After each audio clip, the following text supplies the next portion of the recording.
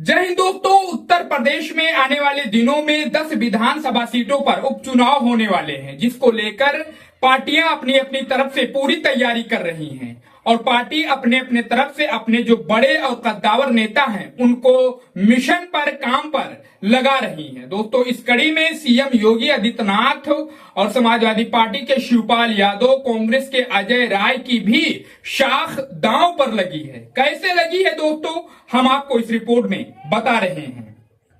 दोस्तों, उत्तर प्रदेश में 10 सीटों पर उपचुनाव होने हैं। इन 10 सीटों पर भारतीय जनता पार्टी, इंडिया गठबंधन, बहुजन समाज पार्टी ने अपने अपने हिसाब से तैयारी शुरू कर ली है और लगभग पुख्ता भी कर ली है।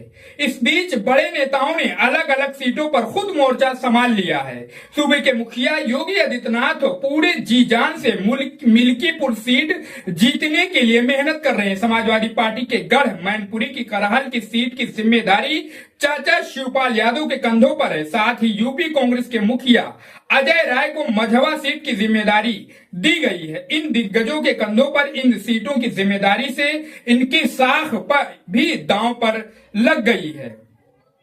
दोस्तों, अयोध्या की मिल्कीपुर सीट की बात करें तो भाजपा ने इसे प्रतिष्ठा का प्रश्न बना लिया है। वर्ष 2017 में सत्ता में आने के बाद से अयोध्या में विकास के नए आयाम लिखने की शुरुआत से लेकर राम मंदिर को लेकर आए फैसले के बाद राम मंदिर निर्माण के साथ अयोध्या के हो रहे विकास के दावों के बावजूद अयोध्या लोकसभा सीट हारने का झटका पूरी भारतीय जनता पार्टी को लगा है, जिससे वो आज तक उभर नहीं सकी है दोस्तों। और उसी को मिटाने के लिए, उसी हार की टीस को खत्म करने के लिए, मिल्कीपुर जीतने के लिए सीएम योगी आदित्यनाथ ने खुद मोर्चा संभाल लिया है।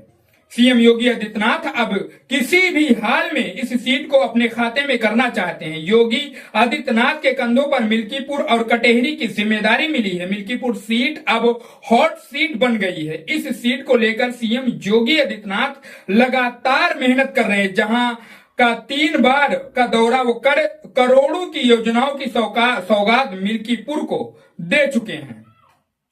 दोस्तों, सपा के नेता अखिलेश यादव लोकसभा में फैजाबाद सीट पर जीत के बाद, अयोध्या की जीत के बाद से ही अयोध्या के सांसद अवधेश प्रसाद को जीत की ट्रॉफी के रूप में हर जगह प्रस्तुत कर रहे हैं। अयोध्या की जीत से इंडिया गठबंधन के बढ़े हुए मनोबल कम करने के लिए सीएम योगी आदित्यनाथ किसी भी हाल में मिल्कीपुर की सीट जीतना चाहते हैं और इस कारण उनकी मेहनत लगातार जारी है। समाजवादी पार्टी ने करहल विधानसभा सीट की जिम्मेदारी शिवपाल यादव को दी है। शिवपाल यादव ने साल 2017 चुनाव के बाद अलग अलग होकर अपनी नई पार्टी बना ली थी। हालांकि साल 2022 चुनाव के पहले नेताजी मुलायम सिंह यादव की कोशिश से सपा के साथ वापस आए। इस चुनाव के बाद अखिलेश यादव नेताजी की मृत्यु के बाद उनके कंधों पर मैनपुरी की जिम्मेदारी अखिलेश यादव ने दी। इसको शिवपाल यादव ने बखूबी निभाया और मैनपुरी की सीट से बड़े मार्जिन से डिंपल यादव को चुनाव जितवाया। फिर अखिलेश यादव ने उनके कंधों पर घोसी की भी जिम्मेदारी